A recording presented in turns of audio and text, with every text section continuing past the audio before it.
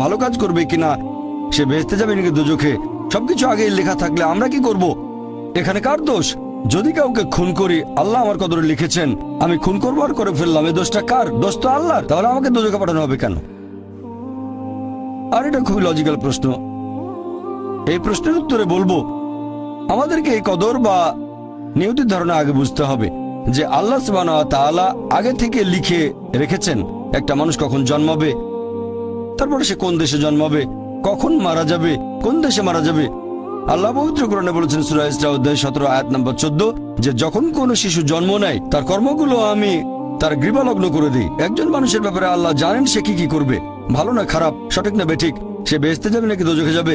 যে ধরেন একটা ক্লাসে একজন টিচার পড়াচ্ছেন 100 জন ছাত্রকে প্রায় 1 বছর ধরে, আর পরীক্ষা শুরুর আগে টিচার অনুমান করলেন যে এই ছাত্রটা এবারের পরীক্ষায় ফার্স্ট হবে, ফার্স্ট ক্লাস ফার্স্ট, এই ছাত্র পাবে সেকেন্ড ক্লাস, এই ছাত্র করবে ফেল।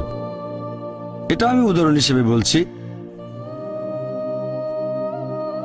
এর কিছুদিন পরে পরীক্ষা হয়ে গেল, প্রথম ছাত্র হলো ফার্স্ট ক্লাস ফার্স্ট, এই ছাত্র সেকেন্ড ক্লাস, আর ওই ছাত্রটা করলো ফেল।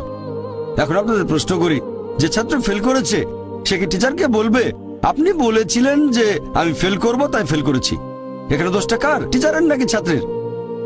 কার দোষ? ছাত্রের। টিচার অনুমান করেছেন এই ছাত্রটা বাইরে ঘুরে বেড়ায়, ঠিক মতো ক্লাসে আসে না, সিনেমা দেখতে যায়, এজন্য সে ফেল করবে। ওই ছাত্র মোটামুটি মাঝারি, এই ছাত্র খুব মেধাবী, অনেক পরিশ্রম করে, তাই টিচার পরীক্ষা শুরু হওয়ার আগে অনুমান করেছেন এই ছাত্র হবে ফার্স্ট ক্লাস ফার্স্ট, এই ছাত্র সেকেন্ড ক্লাস, ওই ছাত্র ফেল। তারপর আসলে ওই ছেলে ফার্স্ট ক্লাস ফার্স্ট, এই ছেলে সেকেন্ড ক্লাস, আর ওই ছাত্র ফেল। টিচার অনুমান করেছেন, তার মানে এই না যে দোষটা টিচারেরই হবে। টিচার সবাইকে পড়িয়েছেন সঠিকভাবে, সমানভাবে। একইভাবে আল্লাহ সুবহানাহু ওয়া তাআলার আছে ইলমে গায়েব, তিনি ভবিষ্যৎ সম্পর্কে জানেন।